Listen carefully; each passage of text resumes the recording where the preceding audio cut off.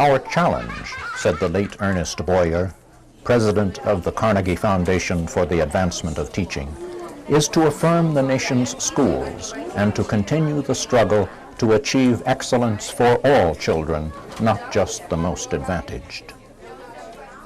The Yale-New Haven Teachers Institute was founded in 1978 to address that challenge, and since 1979 it has been offering seminars both in the humanities and in the sciences. Fellows in the Institute pursue in these seminars a course of reading and prepare individual curriculum units for use in the classroom during the following year. The university faculty provide important resources, an up-to-date understanding of a special field, and sustained guidance in the preparation of the units. But the curriculum units are generated and designed by the teachers themselves. And the Institute has always insisted on the principle of collegiality. Seminar leaders and fellows bring to their discussions different but equally valuable kinds of knowledge and experience.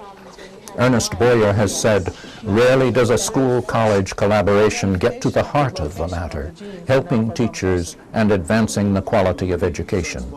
The Yale-New Haven Teacher Project is a dramatic exception to this rule." What's really important about the Teachers Institute is that, first, it puts teachers and teaching at the center of school reform. Every city that's larger than New Haven, and probably very, very many which are smaller than New Haven, ought to have the very same kind of arrangement between the liberal arts faculty of one or more of its key universities and the public school system. This kind of transfer of knowledge and learning back and forth between the teachers and professors is a missing ingredient in every school system. So it really is a national model. In recent years, with the help of grants from the DeWitt Wallace Reader's Digest Fund, the National Endowment for the Humanities, and many private donors, the Teachers Institute has become the first program of its type to be permanently endowed as a unit of a university. It is concerned with the achievement of students of all ages and levels of ability. Its fellows, too, are a diverse group with varied preparation, teaching a wide range of subjects in elementary, middle, and high school. Each year brings a new crop of fellows, though many return over the years to take yet other seminars. Gita Z. Wilder of the Educational Testing Service found that fellows credit the Institute with enhancing their interest in the subjects they teach, increasing their engagement with teaching, and augmenting their senses of autonomy in the classrooms. The Institute, said Ernest Boyer, brings the resources of the university to teachers in the schools in a way that recognizes their own professional stature. It is leading the way, he said, to improve teaching and education. How has the Teachers Institute managed to lead the way for 2 decades? It is a complex organization with a director, James R. Vivian, who maintains close relations with New Haven teachers, with the Yale University faculty, with the superintendent of schools, Reginald Mayo, and his staff, and with the president of Yale, Richard Levin, and his administrative officers. Under Vivian's direction, the Institute is sustained at the grassroots, however, by the school teachers themselves.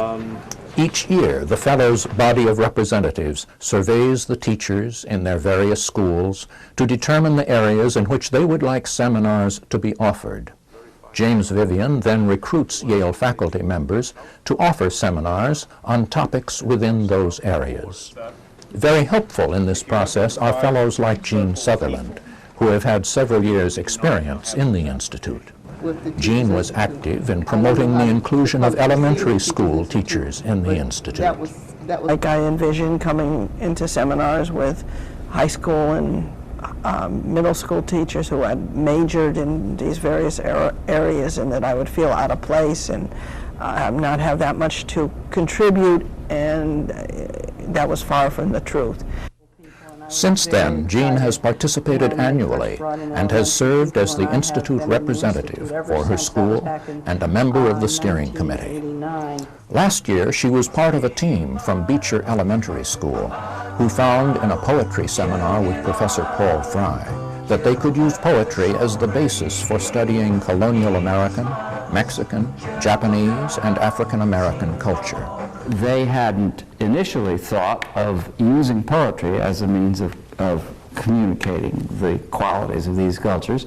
They ended by doing so, and I think that as they proceeded, they realized that poetry could easily be the real focus of their unit. Poetry about these cultures, but of course also poetry about persons within the cultures, children as well as adults. I too am America.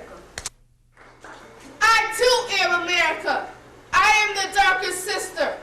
Lots of good people. Their curriculum units culminated in a smorgasbord of culture that teachers, children, administrators, and parents found extraordinarily moving. If we do it together, we don't have to do it forever. Living on Carmel Street, I'll always remember those days. Those poems, they were good. They were great. I mean, some were funny, some really struck how we live in our neighborhoods. In January, after the seminar proposals had been approved by the representatives and ratified by the University Advisory Committee, they are presented to teachers in the New Haven system. At an open house, interested teachers meet with the seminar leaders. Those who apply are reviewed by their schools to ensure that their curriculum units will fit in with the school plans and goals. The seminars begin in March. Each seminar includes teachers in elementary, middle, and high schools, one of whom will serve as its coordinator. The coordinators are crucial to the Institute's successful operation, representing the schools in the Institute and the Institute in the schools. They remove the seminar leader from a hierarchical position and so help to establish genuine collegiality. Each seminar leader provides a plan for common reading and discussion that can serve as the matrix within which the teachers will develop their curriculum units. The focus that I chose was what are the most significant problems in current thinking in astronomy and astrophysics. And that requires essentially that I cover in broad strokes all of the field, at least what the thinking is, what the concepts used are, how to use the tool of mathematics for quantitative reasoning, etc. I mean, the main thing is that the issues of race and representation was a kind of urgent question for me, and I think something that has a certain kind of urgency to the people in public schools, because their students are seeing it all the time. Professor Charles Musser is leading a seminar on race and representation in American cinema, which will consider work by the early African-American filmmaker Oscar Micheaux, the Disney film Pocahontas, some documentary films, and such recent films as Mississippi Burning. It's like saying, no, this is how the lynching actually, this is how the murder actually occurred. This seminar on multiculturalism and the law digs deeper into the personal identities of actually everyone in the room in a way that I kind of anticipated, but now that I'm into it is almost surprising to me.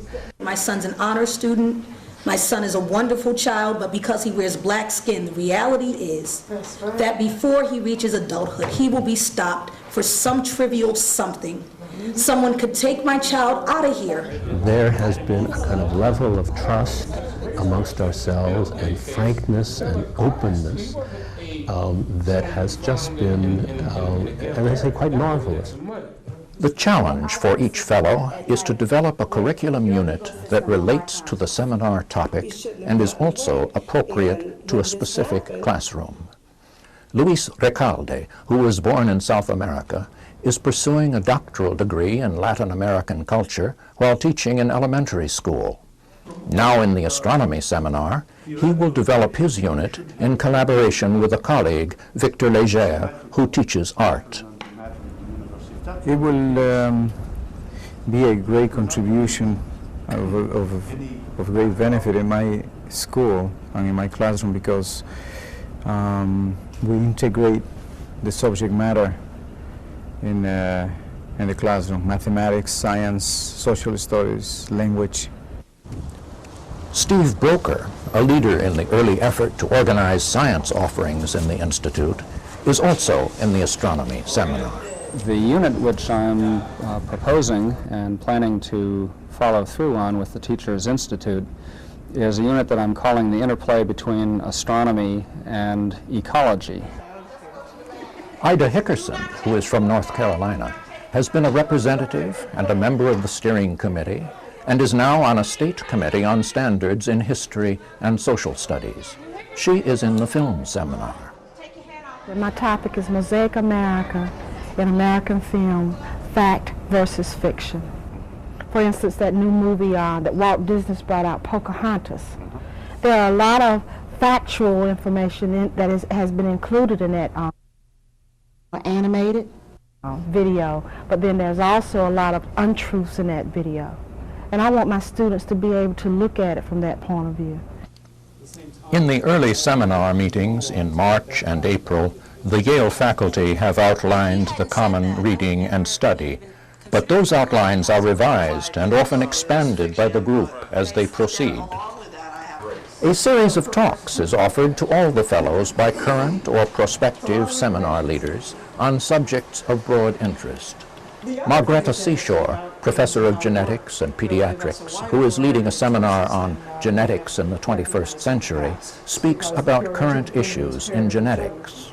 And you have this double helix, a strand and an anti-parallel strand that is complementary to it. And the best analogy that I've heard to that is like the curlicue cord on the telephone. And so you have the stretch of phone cord, but then you have it all curled up.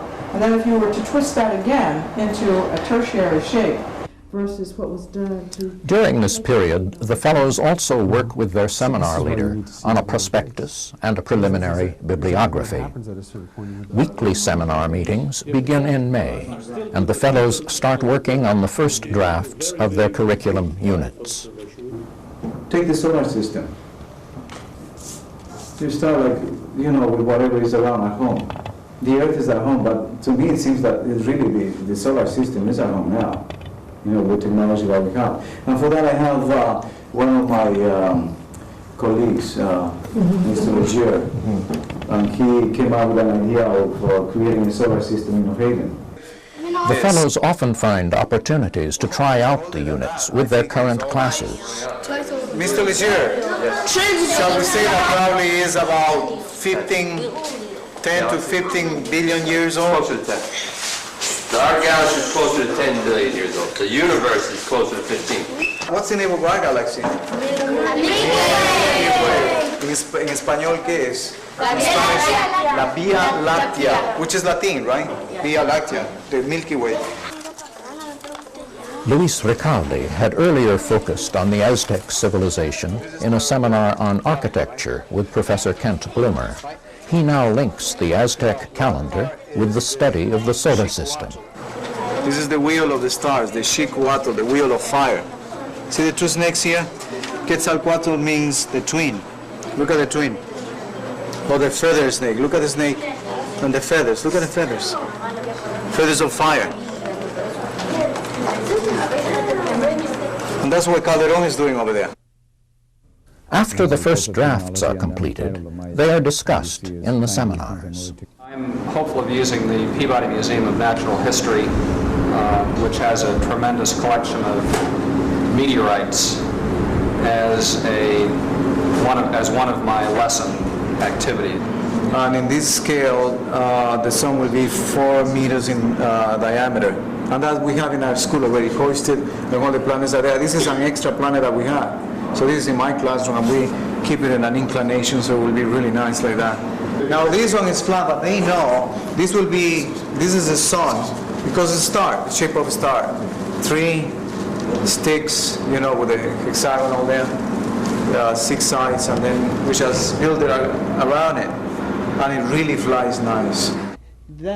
These drafts are also discussed in individual conferences before the fellows start on second drafts that will include lesson plans and annotated bibliographies. Identify some instruments.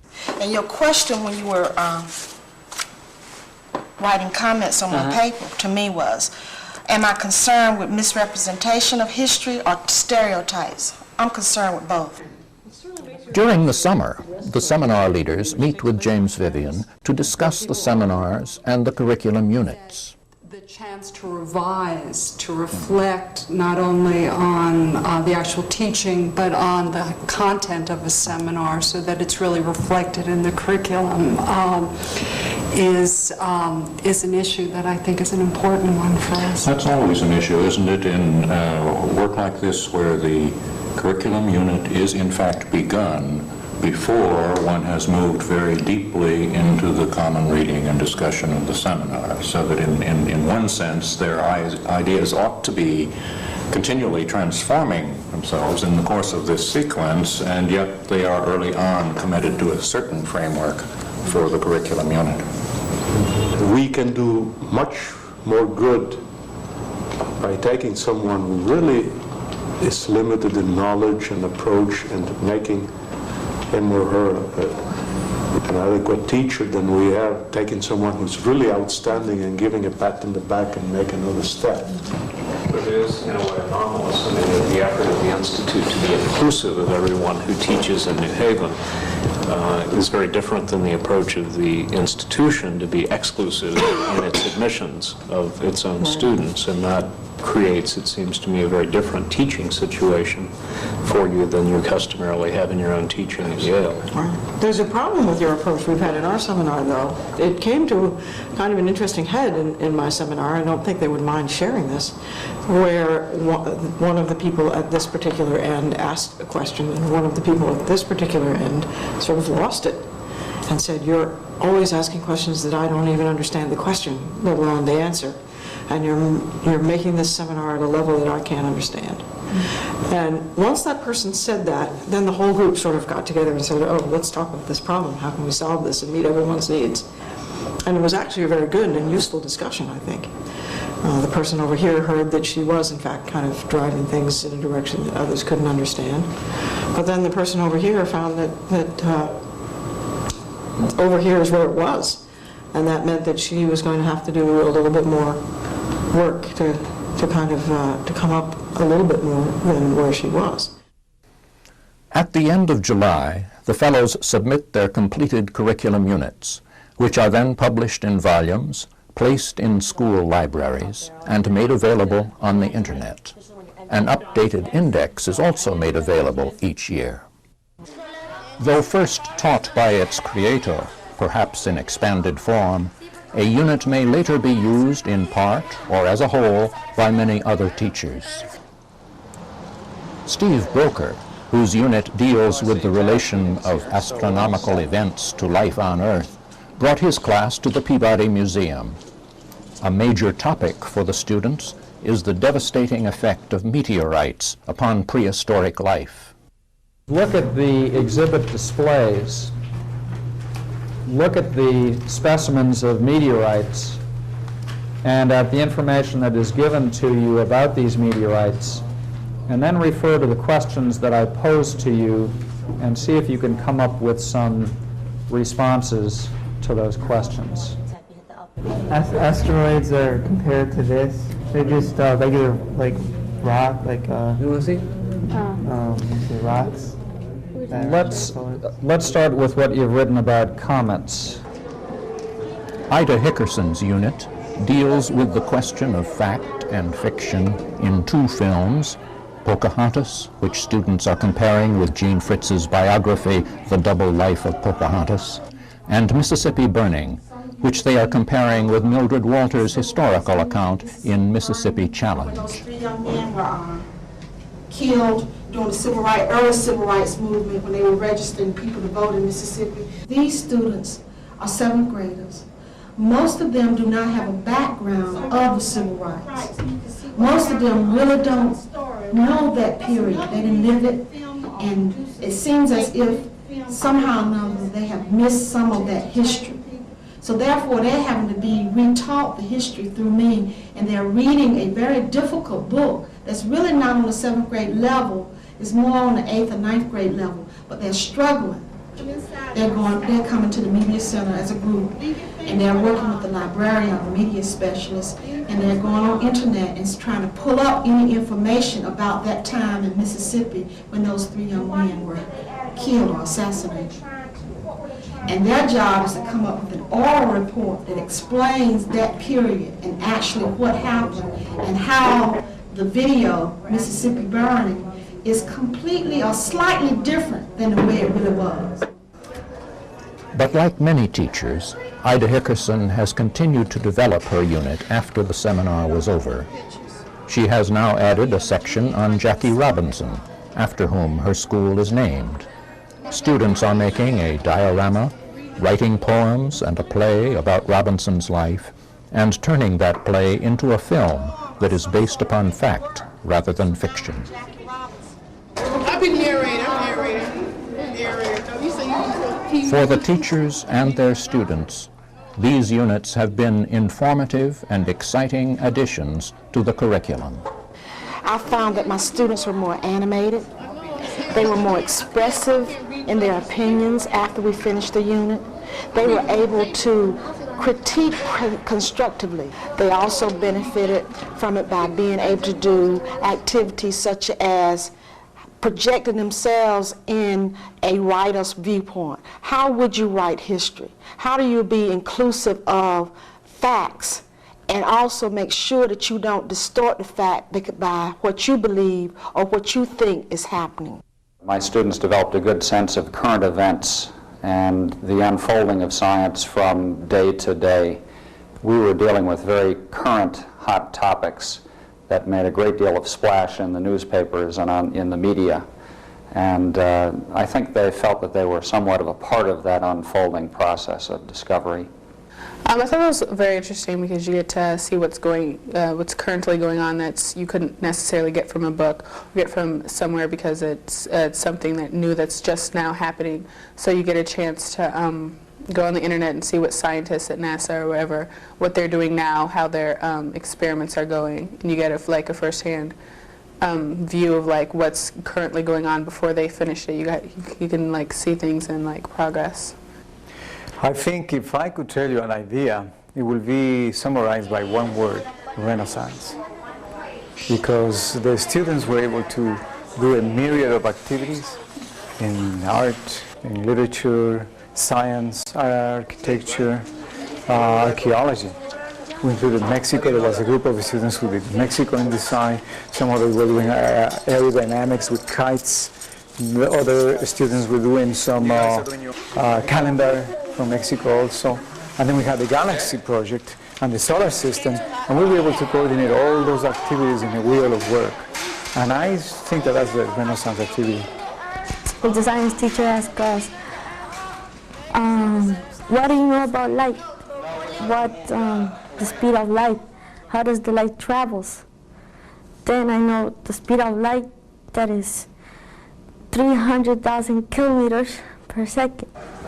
Mathematics was very important in my unit because my students started to, we addressed the standards of mathematics of the level that we deal with, 5th, 6th grade, and scientific notation, coefficients, working with big numbers, astronomical numbers, and also because these numbers lend themselves to be applied to the dinosaur age and what happened with the meteors and the dinosaurs, and how do you really come across to the student to realize and visualize what it is to have 65 million years. How do you do that? Now, let's see, if a teacher of science told me about how the distance from, from the Earth to the next star, I could use a scientific notation too, because the numbers are big.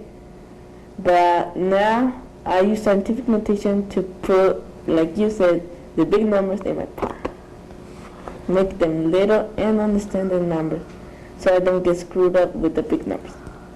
What would you do if you didn't have any The teachers we have followed through the Institute year have benefited along with their students. Their success is an important response to needs that exist across the nation. The public schools need to involve both new and experienced teachers in professional development, to attract and retain minorities in teaching, to provide teachers at many levels with more background for teaching science and other subjects, and to retain well-qualified teachers in the sciences and in other fields. The Yale faculty who participate in the Institute are committed to these goals, and they also find many other benefits. The best way of reaching a large audience in a meaningful way with a protracted period of time is through teachers. If you teach teachers, there is the leveraging effect. The teachers are the ones who will reach a very large audience, and in that regard it's a unique opportunity to give back to society what society gives us. The exchange was, I thought, not only intellectually meaningful but also deep at a personal level. It was a mutual process of discovery and self-discovery in reading these Latin American texts that we were dealing with. It was really an exciting experience. And one of the things that I've found is that it gives me, I've had much more hands-on ideas about how to work with even Yale undergraduates.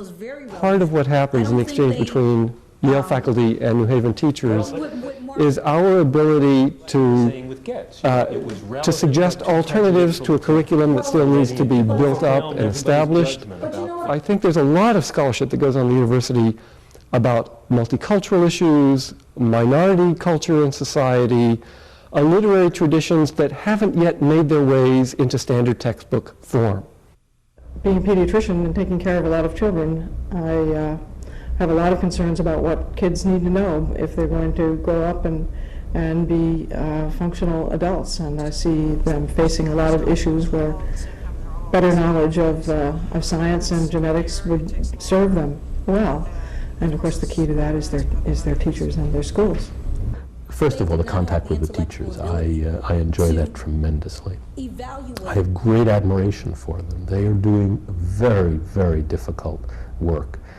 And their dedication is just immensely impressive to me. And one of the things that I feel is that I am making a contribution within the capacity that I have to the public education system in the New Haven public schools.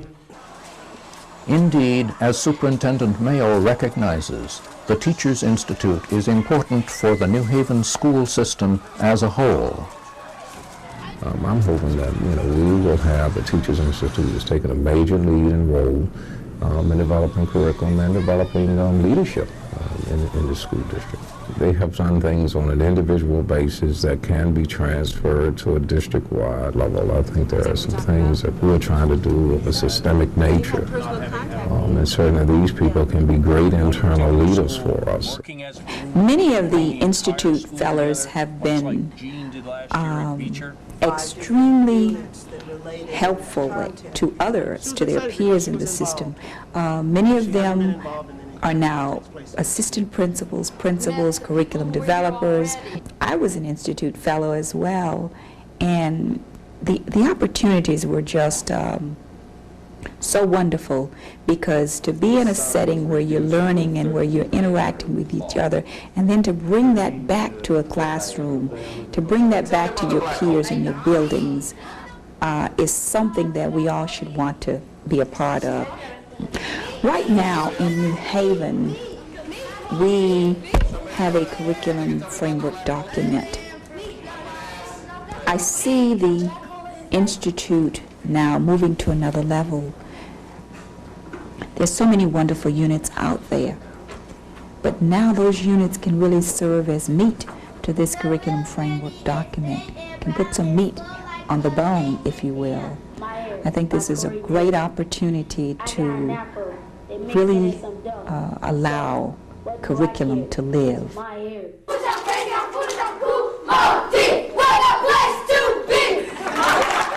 I think the Yale-New Haven Teachers Institute is one of the most important models that needs to be observed and perhaps even replicated in the nation of an effort that is clearly working at the right level, i.e. improved achievement and learning are all outgrowths of improved teaching. And real reform, whether we're talking about standards or whatever, will take place at the classroom level through improved teaching and learning. The Yale-New Haven Institute captures all of that, and it's sort of in one city, a microcosm of what could go on in many cities, and the quality of what happens in this marriage between a great university and a school system that has many problems, but also obviously many possibilities, should be looked at very carefully. The Institute program is one of the most important examples in this country of a powerful relationship between a university and a school district. The core of the Institute is the faculty relationship between the university faculty and the school faculty. That relationship simply does not exist most places. It is very powerful. It is absolutely essential for improving American education. The work of the Institute can certainly be replicated in other settings, in other universities and school districts. They won't do it exactly the same way, but the core element, which is to bring the faculties of the two sets of institutions together, can certainly be replicated, and we ought to be encouraging it for every university and college across the country.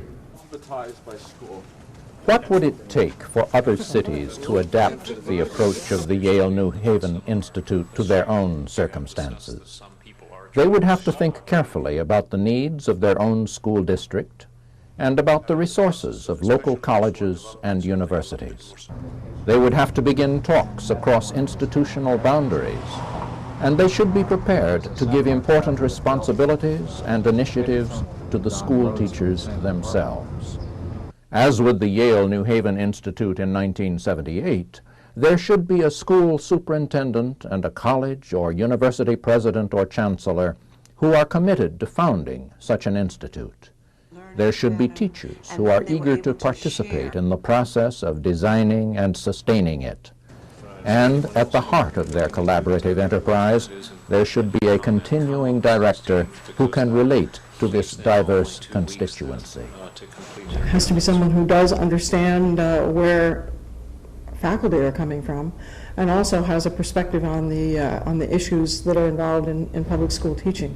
You need a combination of a high patience for detail, diplomatic capacity, willingness to sit through endless meetings, it seems to me, and then also ability to raise funds and, you know, be kind of a visionary voice to the outside.